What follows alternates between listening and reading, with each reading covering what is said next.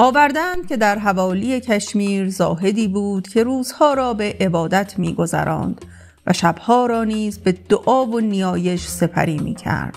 باری این زاهد در پرهیزکاری و نیکوکاری زندگی می‌کرد و لباس زهد و پارسایی پوشیده بود. از پریان مشهور و جمع جنیان یک پری با او به همنشینی و مجالست می نشست و با او در اعتقاد و رأی هم عقیده بود و روزگارش را در دیدن روی عزیز او می گذراند. این جن هر وقت که برای زاهد مشکلی پیش می آمد با قدرت خود او را یاری می کرد و در حق او توجه و مهربانی روا می داشت. زاهد نیز در تمام کارها به یاری و نیروی او تکیه و به جا و مکان و ثروت او اعتقاد زیادی داشت. یک روز که زاهد بساط عبادت و جای خود را گسترده و از عبادت فارغ شده پشت به محراب کرده بود، جن وارد شد و نزد زاهد بر زانوی ادب و احترام نشست و گفت: ای دوست مهربان و ای رفیق همدل، برایم امر مهمی پیش آمده که باید سفری سخت به سوی سرزمین عراق کنم. نمیدانم که اوضاع چگونه خواهد بود و من تا کی در آنجا میمانم. برای وداع و گرفتن اجازه از تو آمده ام.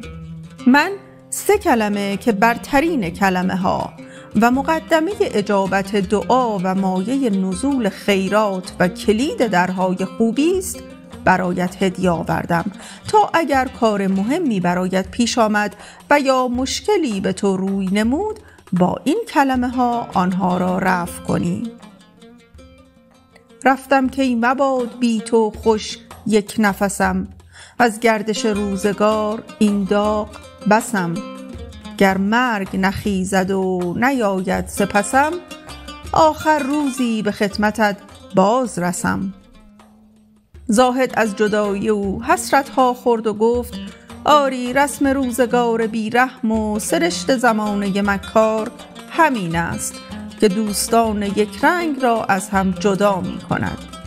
باری زاهد آن 3 کلمه را یاد گرفت و جن را ودا کرد. آن روز زاهد از طلوع صبح اشک حسرت می بارید و بر بستر حسرت و دریغ می غلتید. زن زاهد وقتی دلتنگی و دلشکستگی او را دید، در آن باره با شوهر خود اظهار همدردی و غمخواری کرد و شرط همنشینی و همدردی را به جا آورد و با مهربانی از مرد پرسید: دلیل این بیقراری و التهاب که آثار دلتنگی و حسرت بر صورتت آشکار است چیست؟ زاهد گفت: دوستی که به او اعتماد داشتم از جماعت جنیان و رفیقی بود که به اخلاص او اعتقاد داشتم و زندگی خود را در همنشینی با او می گذراندم و به هنگام وصال او از گنجینه های مواهبش بهره می بردم. او امروز به سفری دور و دراز رفت و مرا این چنین دلتنگ و بیچاره گذاشت. حال بگو که ما به چه چیز بیشتر احتیاج داریم تا این 3 کلمه را که ذخیره عمر ماست برای آن حاجت صرف کنیم و از حضرت باری تعالی درخواست و التماس کنیم تا حاجت ما را اجابت کند و نیاز ما را به درگاه جلال و جبروت او عرضه کنیم تا برای ما در آینده دستگیر باشد.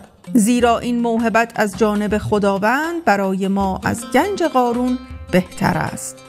زن گفت: ای مرد، نیاز زنان به هیچ چیز مایلتر و راغبتر از آن نیست که بیشتر با مردان زناشویی کنند تا از این بابت ذهن و دل زنان احساس امنیت و آسایش کند و میل به بیگانگان از آنان دور شود. صواب آن است که یکی از این کلمه ها را به کار بندی تا آلت وصال تو بیشتر شود و به این ترتیب بیشتر بتوانیم با هم زناشویی کنیم. امیدوارم کانال ما رو سابسکرایب داشته باشین و اگر تا الان این کار رو انجام ندادید لطفاً همین الان سابسکرایب کنید و زنگوله رو هم فعال کنید تا انیمیشن های جدید رو از دست ندید. زاهد مانند تمام ابلهان این اشوه‌های زن را خریدار شد و مانند همه نادانان فریب خورد. پس همان دم یکی از آن کلمه ها را بر زبان آورد. هنوز حرفش تمام نشده بود که از هر یک از اعضایش یک آلت دیگر پدید آمد. وقتی زاهد خود را آنچنان دید ترسید و رو به زن کرد و گفت: لعنت و نفرین بر تو و حاجتت باد که این چنین مرا معیوب و مسخ کردی. راست گفتند که هر کس با مشورت و تدبیر نادانان کاری کند هرگز به مراد نمی رسد. این چه رأیی بود که پیشنهاد کردی و این چه آرزویی بود؟ زن گفت: ای مرد، غم به خود راه مده و بر دلت ترس نیاور، زیرا هنوز 2 کلمه دیگر را داریم. دوباره یکی را به کار آور تا همه از میان برود و به حالت اول بازگردی. زاهد کلمه دیگری را بر زبان آورد و خواست تا هرچه به او داده شده دوباره از بین برود. هنوز حرفش تمام نشده بود و قصه خود را شرح نداده بود که هرچه آلت مردی بر اعضای او بود به همراه آلت اصلیش ناپدید شدند و زاهد مانند خواجگان شد. پس دوباره رو به زن کرد و گفت: ای ناپاک جسور، مرا به هلاکت افکندی. یک بار به دلیل ارادت به تو آنچنان مسخ شدم و دوباره به اشاره تو چنین بی آلت مردانگی ماندم. حال تدبیر این کار چگونه است؟ زن گفت: ای مرد، هنوز یک کلمه دیگر را می‌دانی، آن را بگو و بخواه تا دوباره به حالت اول بازگردی.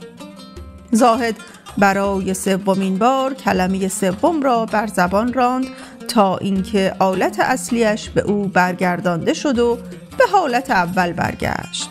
بدین ترتیب زاهد هر 3 کلمه را از دست داد و به هیچ آرزوی خود نرسید. پس گفت: سزای کسی که به ثواب دید نادان و به اشاره و مشورت آنها کاری کند همین است. 3 کلمه بزرگ را که به برکت آن می توانست 3 کار بزرگ و 3 امر مهم من برآورده شود تا بقیه عمرم را در راحتی و آسایش بگذرانم، از دست رفت و چشمم به جمال هیچ آرزویی روشن نشد. از آن کرده بیشک پشیمان شوی که در وی به گفتار نادان شوی. چنین دان که نادان ترین کس تویی اگر پند دانندگان نشنوی.